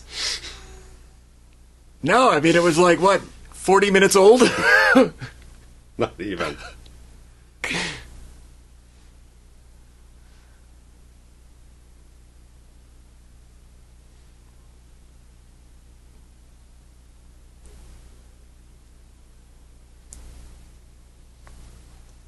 Handing off a folded flag to a loved one is such an awful thing to watch. I've been to several funerals where, you know, whether the person was in the military or whatever, and maybe not active, but you know, the flag was folded up and handed to the widow or whatever, and like that's the part that always just like rips your heart up. It does, because there's like the salute and the like the flag the ceremony, right, and then, you know, oh my God, I happen to watch all these movies about firefighters, like Backdraft and Ladder 49. Sure. And my father being a firefighter, he's currently retired, so I didn't have to go through this. But, like, as a kid, I always thought that the worst possible thing would be for somebody to hand me a helmet in a ceremony, a funeral. And, like, I can't. Yeah. You know, fortunately, my father handed me his own helmet. Okay. You know, and I'm like, okay, I have one of his helmets, so that's different. Yeah. I'm sure you probably will still get some sort of representation of fire public service whenever he passes, hopefully never. But it's not the same, you know.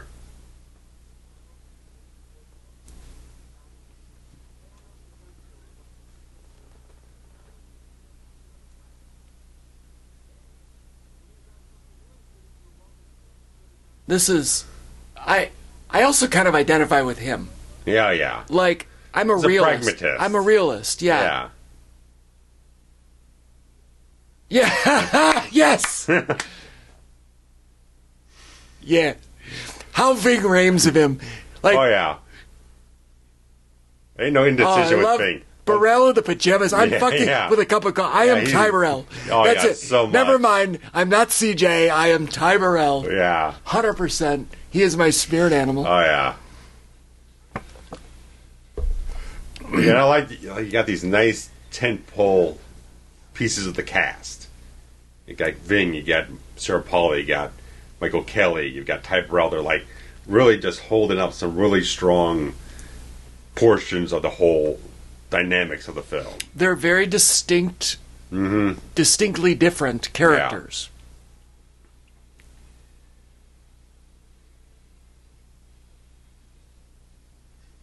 That's your hidden talent? Well, like this, we don't have anything else for you to do, ma'am, so...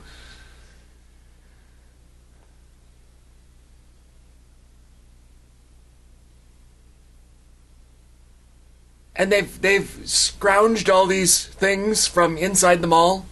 Damn, like I said, this mall's got a lot. Like, those are pretty badass vehicles, I'm not gonna lie. Where'd you get the razor wire from? I guess when they were in the parking garage, there was some sort of, like, I don't know, cordoned off area where the fencing and everything had some of that, but like I ain't mall going maintenance? back down there. Look at this.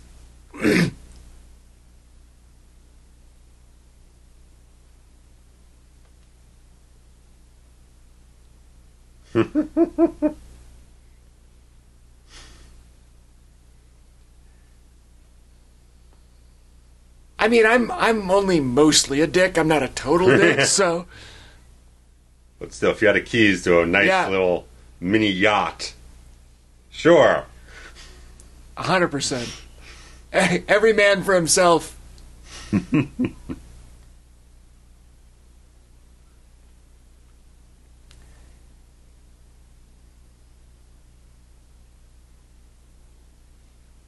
I'm surprised Andy's got enough food. Well, I was just thinking that. I was just thinking that. Like, what's he got there? A couple candy bars? A couple sodas, maybe? Do you have a couple candy bars laying around? Fuck no. Exactly. Oh, there you go. Hungry. Yeah. Like, I don't know where the mall is getting their food from, let alone Andy's fucking gun world.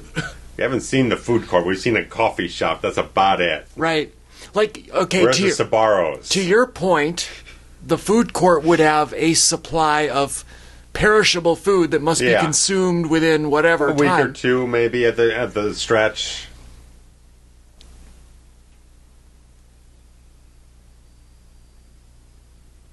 It's not like canned goods lurking around.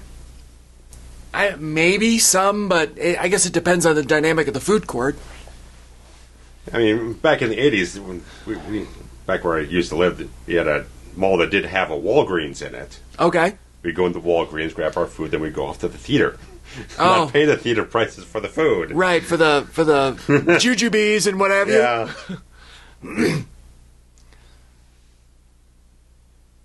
Like, I remember you didn't used to be able to buy Junior Mints at Walmart.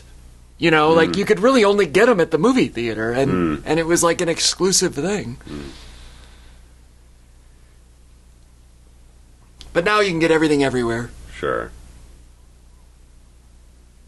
It does break my heart that you brought in your own food and beverage to the movie cinematic experience, because, you know, that's how we made our money. Sometimes. Now they're just charging way too much for the tickets alone. Christ.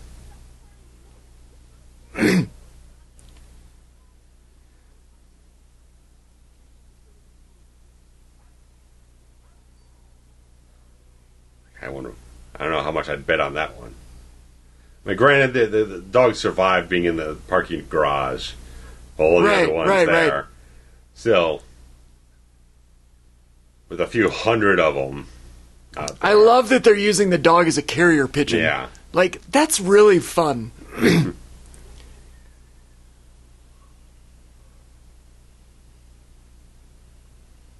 Cheerleader zombie. Chips. Yeah, and guess what? Yeah. So is that guy.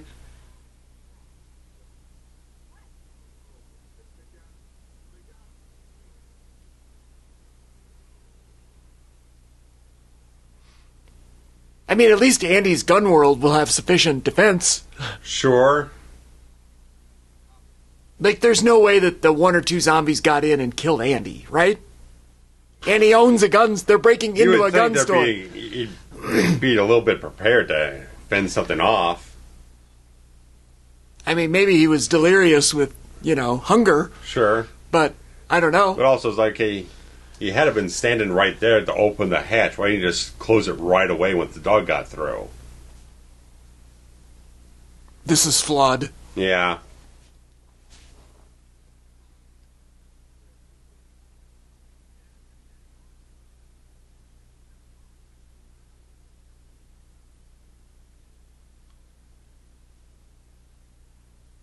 Yeah.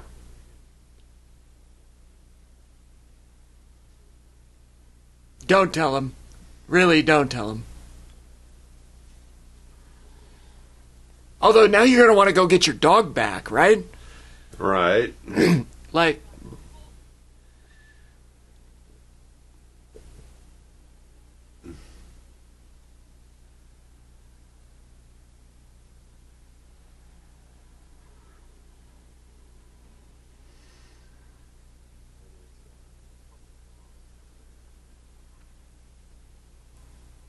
And how did she end up with the keys to this car? It was...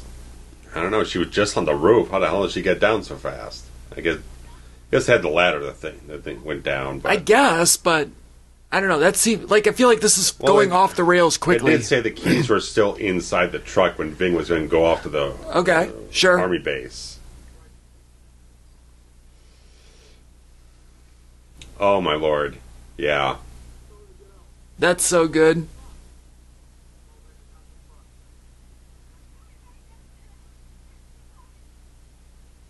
Oh yeah, he's already yeah, wide-eyed.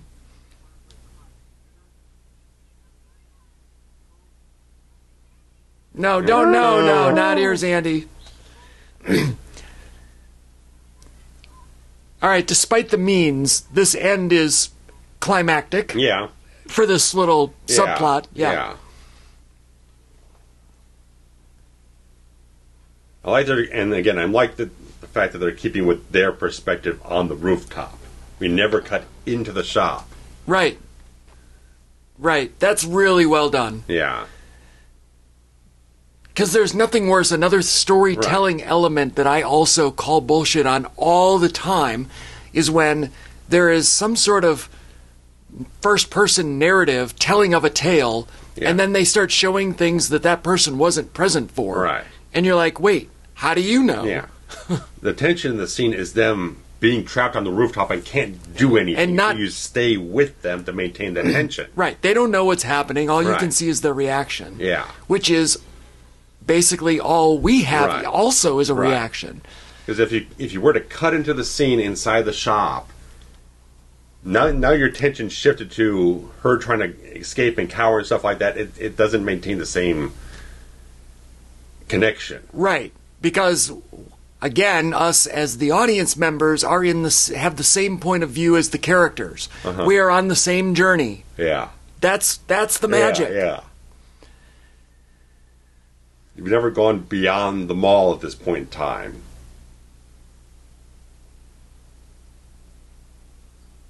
Like, it would be weird to introduce, like, a hero character from the outside. Right. That's...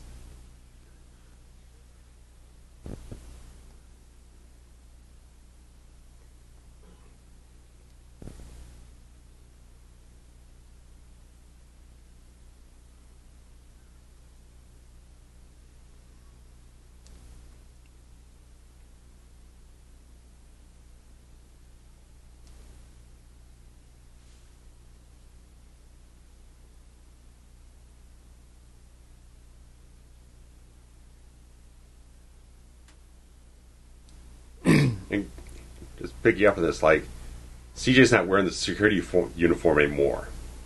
So he feels like he's more integrated with the rest of the entire group. Yeah. Yeah, he feels more like a man of the people. Yeah. He's not at odds with them anymore. He's one of them. Thrown in with them. Right. Now, the one that just closed the cover was basically playing chicken, right? Like, not playing chicken, being a chicken.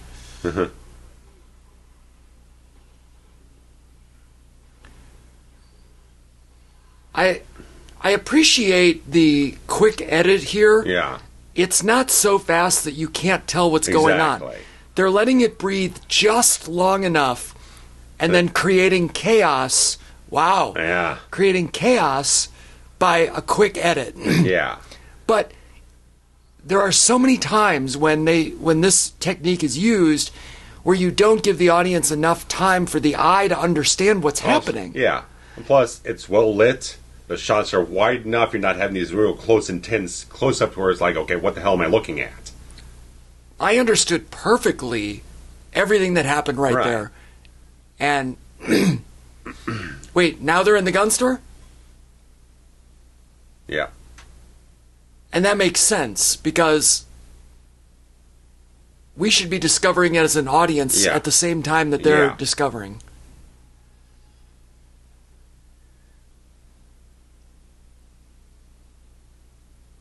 I'm sorry, Gun World. Gun World. It's not just a store, it's the whole fucking world. Oh, look at all the ammo they got. Of course it is. Sorry, Andy.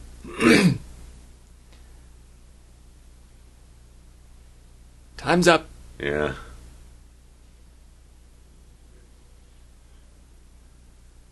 This is a great effect coming up here. Whoa, fuck me. That was all practical, too.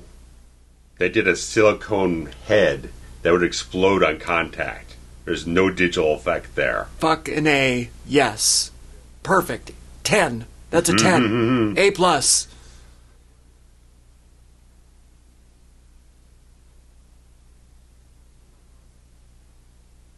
Mm-hmm.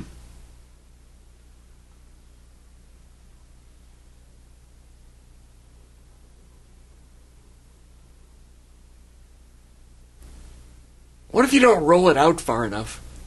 Oh.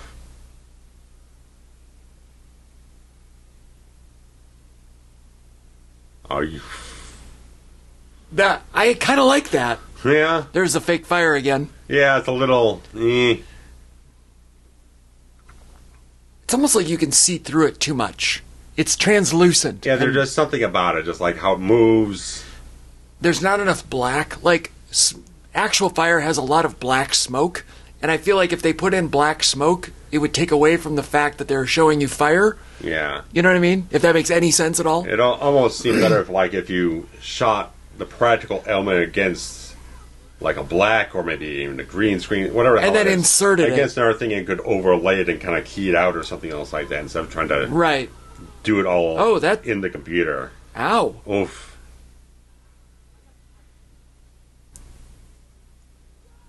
Can you imagine breaking a leg by falling through a manhole cover? Oh my god. Yeah.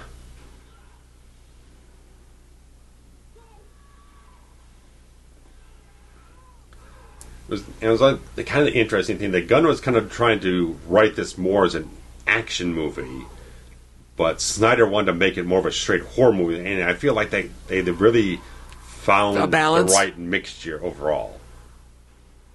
Because there's action here, but it still feels like a horror film. It doesn't seem like quite the stark opposite from like Alien to Aliens, where like Aliens like it's almost exclusively an action film with just a few moments of terror. This feels like it's both at the same time. Yeah, it's pretty 50-50.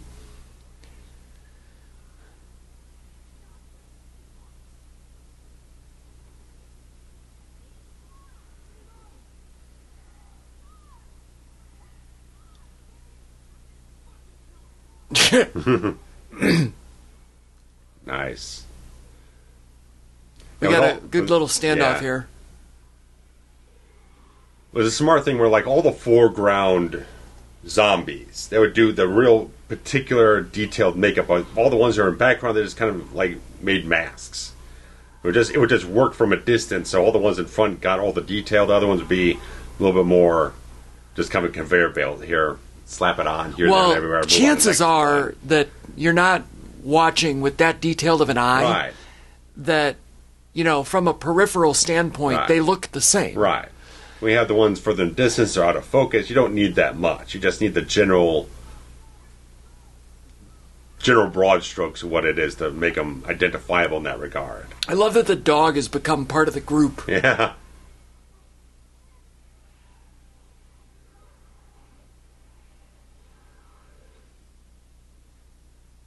Nice widescreen shot here. Of everybody in the elevator? Yeah. Yeah, that's good news. Good piece of work on that. Because it's really hard to go wide in such a confined space. Yeah. Unless this is a forced perspective kind of set. Yeah. Maybe they built a set of inside an elevator wider. I'm sure it's bigger than an actual elevator is. But a nice job to make sure you could fit everyone in the frame with this composition.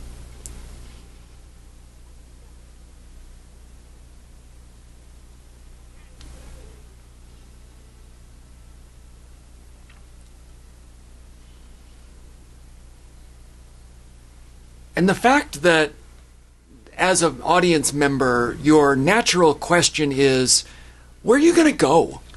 Like, what's your plan here? Like, I think that fits right in. Like, that's exactly the reaction they want. Yeah, I mean, I think they've kind of hinted the fact that they're trying to go towards the marina so they get on Burrell's boat. I mean, that's eventually where they do go.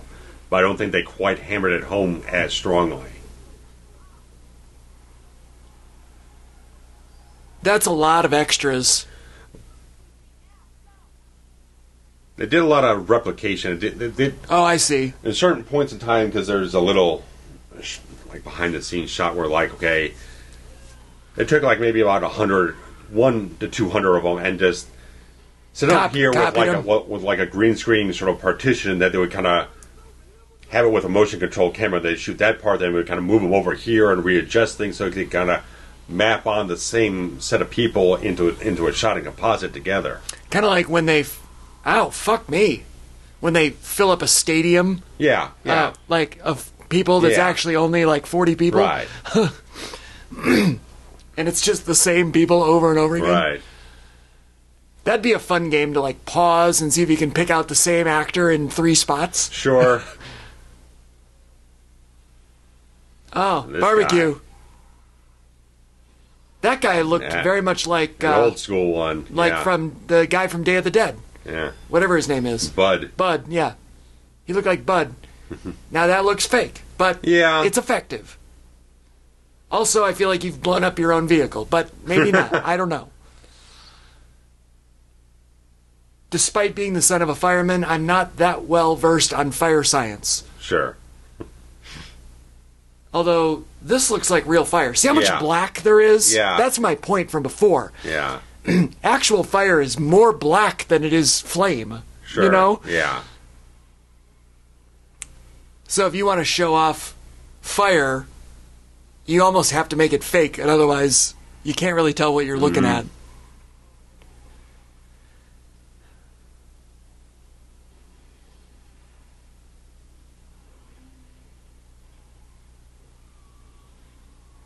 That would be fun, wouldn't it? To be a stunt driver on this and just start crashing through things.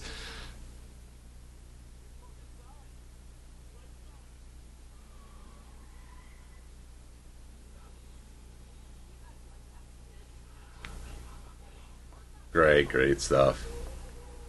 Is there really a threat there, though? Like, not really. I don't feel meanwhile, like this is happening. Look at this. He's just sliced open his own compadre. Yeah. And that was Burrell's girl, right? Yeah. Okay. The one that was getting fucked in the... Yeah, with the on camera? video camera. Yeah, because Heather Graham's still alive. Yeah. I did like the shot, the interior shot of them all on the side. Yeah, tipping over. That's good stuff. Yeah, the stunt game's high on this one.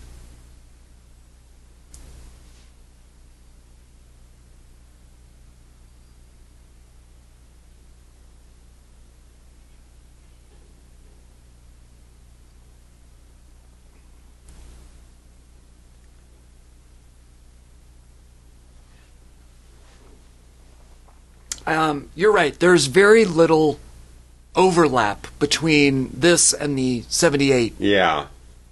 Other than some minor ideas. Right. There's the general concept of hole up in a mall. Yeah. And there were, I guess, some of the same archetypes, right? Yeah, a little bit here and there, but not even really. Nothing you can really kind of pinpoint on. I mean, just again.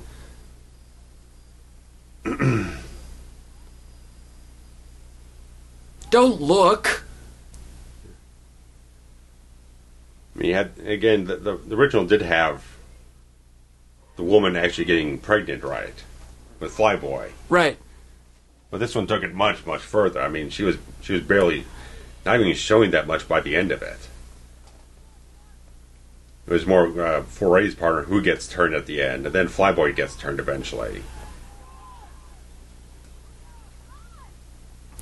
Now we've got this kind of really bluish... Yeah, kind of dawn Yeah, yeah. Aesthetic. Yeah, right, just saying. I just say it's very blue. Breaking Dawn is what's happening. We went from night, now we're kind of going into dawn. So we're trying to give it a little bit of a transitional appearance. Now,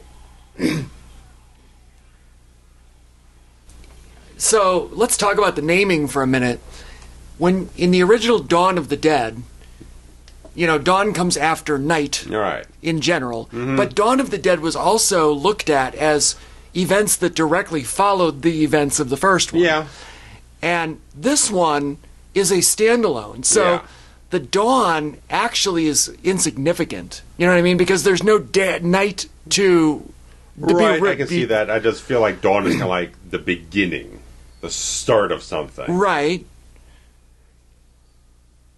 That makes sense. Because also, I mean... I'm just thinking the beginning of the film, when she wakes up, it is the dawn, and that's the beginning of when all the zombie stuff happens. And we're ending it also on a dawn, so kind of they kind of tied it in a little bit on that. So they went more literal, with their dawn. Yeah.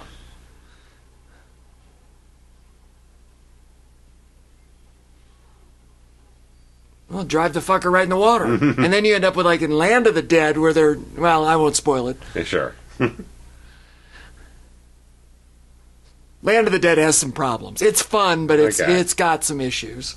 We have that pinned on the board for eventuality.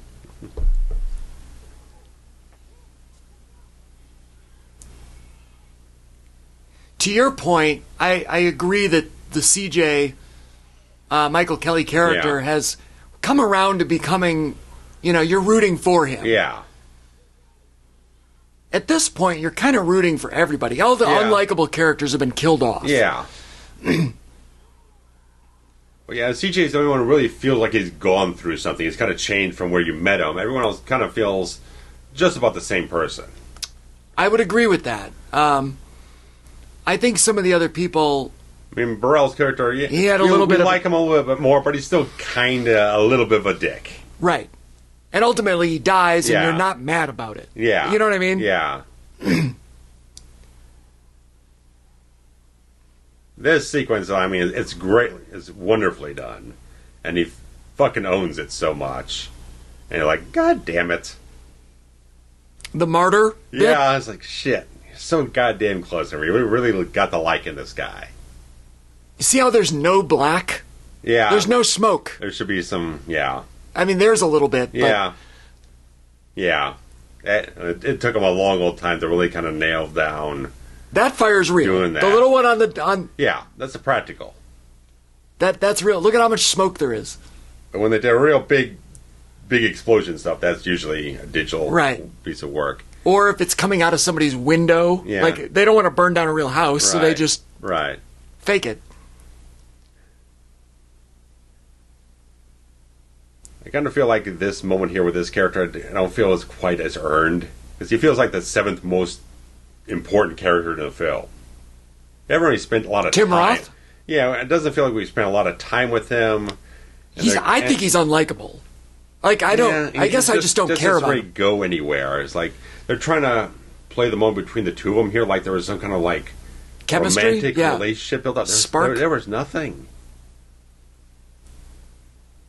I mean, after her and Ving and Burrell and CJ and Mekhi Phifer, it's like, I feel he's even lower than Matt Frewer's character, who had like 3-4 minutes of screen time, but he had a very prominent piece of drama in his story. Right. Well, his was an ethical dilemma that progressed the story for him. He's just kind of there. Yeah, he's not really contributed anything of substance. That dog is cute, though. It's 20 years ago, so the dog is dead. Yeah. Unfortunately.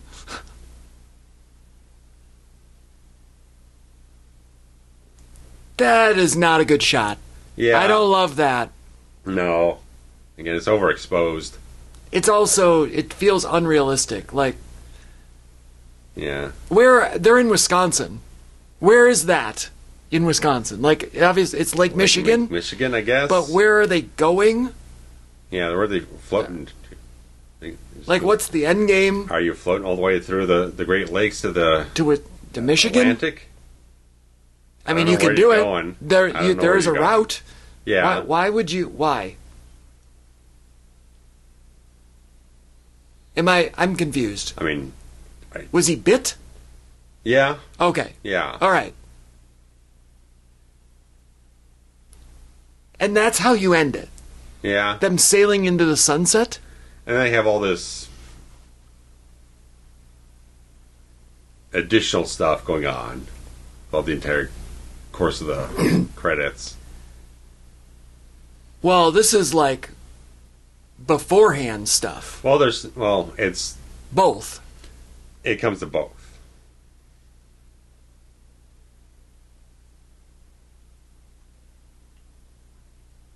Hey. So it becomes a found footage. Yeah. Yeah, kind of that. Found footage was kind of... Was it out at this point? I'm trying to remember. It's been out since '99, but right. It really didn't catch on to anything else, so like Paranormal Activity, like what? Open Water was one, right? I don't know, maybe. But it was kind of a gray area at this point in time. My thing was always like, okay, yeah, Blair Witch seemed like it should have kicked off that sort of thing, but it just kicked off everyone doing a parody of it. It wasn't until 10 years after where it did Paranormal Activity, like everyone wants to do fucking found footage now. So it was just kind of a weird thing. It just didn't spark off a genre.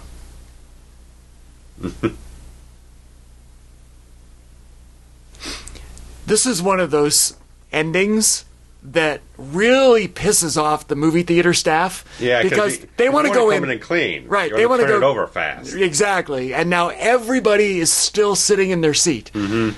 And if you know that they put in a end credit scene, like Iron Man, for example, comes to mind. Yeah. And you know, production crew, Heather Langenkamp Anderson. Yes. Trying to find her on this. There she is again, production crew. That was the same still. The same shot. Yeah, it was. Same screen. Interesting. So, you know that, like, nobody's leaving. Yeah. And so the ushers are just standing in the aisle. Yeah. They're waiting. Everything is like, they're just like... Tick-tock. Right. They want to clean. They want to get out. Yeah. Not only to move on to doing nothing elsewhere, but also to, like, let the next batch in if it's... Right. Friday night, like, you gotta go. Right. I mean, I was in the management. Like...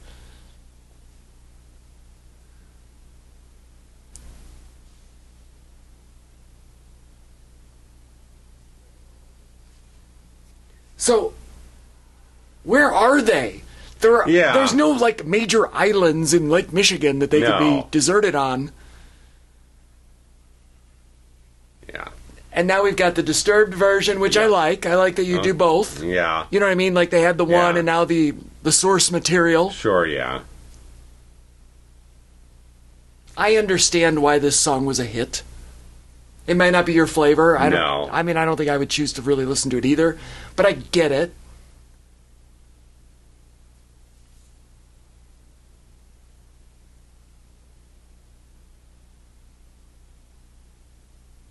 So I guess I don't dislike this movie. Yeah. I think it's good. I don't think it's great. It's respectable. It does. Yeah. As far as remakes go, it's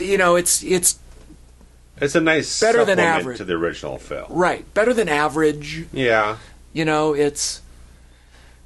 It's got some comedy elements, it's got action, it's got horror, It did enough new stuff. The only thing it kind of misses is the fact that there's not really into that kind of social commentary that Romero was so prevalent with, trying to say something with the genre and the sort of human condition, kind of reflecting on certain things. That's the only thing this one really kind of lacks from the zombie genre, I think. But sometimes you just make a movie to have fun and tell a story, you know? So, I don't know. Yeah. I think it's like a solid B. Yeah. You know what I mean? Good. It's a fine piece of work. And as far as remakes go, there are certainly way worse. Oh, yeah. There are better. Yeah. But there are way worse. Yeah. You don't get mad when you leave this one and say, Yeah. oh, man, I wish they hadn't done that. Yeah. Like If I that- said, it's respectable. Right. Yeah. So, all right, well, this was fun. Yeah. This is a good one. Yeah. Well, thanks for joining us, guys. And again, if you have any information about the ball they shot at, what happened to it, what this new one is, let us know. So if you're anywhere in the Ontario area, Yeah, I'm going to shout out my guy Rob and see if he knows. throw us a comment below and we'll check it out. Check you guys out later. All right, see ya. Bye.